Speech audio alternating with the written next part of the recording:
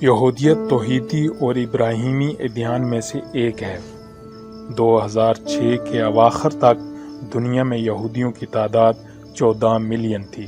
اس وقت اسرائیل یہودی اکثریت والا ملک ہے۔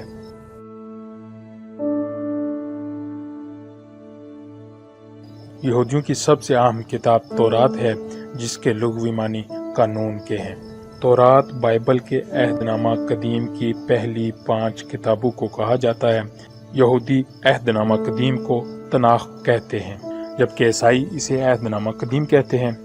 تورات عبرانی زبان میں لکھی گئی تھی، اور عبرانی زبان کو مری ہوئی زبان بھی کہا جاتا ہے، یعنی اس کے بولنے والے افراد کی تعداد بہت کم ہی رہ گئی ہے، وہ بھی تیزی سے کم ہوتی جا رہی ہے۔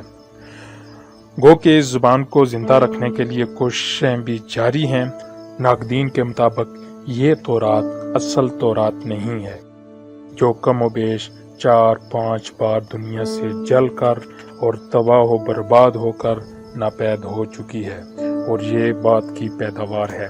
اور اس کے علاوہ تلمود بھی یہودی علماء کا بہت بڑا فقہی مجموعہ ہے۔ یہودیوں میں ختنہ کرنا فرض ہے۔ اس کے علاوہ شابات یعنی ہفتے کو خصوصی عبادات کی جاتی ہیں۔ معمول کی سرگرمیوں کو چھوڑ دیا جاتا ہے، اور اس کا دورانیہ 26 گھنٹے ہوتا ہے۔ اس کے علاوہ سر کو ڈھانپ کر رکھنا، داڑھی کے بال نہ کاٹنا یہودی روایات میں شامل ہے۔ روزمرہ کی عبادات میں فجر کی عبادت، دوپہر کی عبادت اور مغرب کی عبادت ہیں۔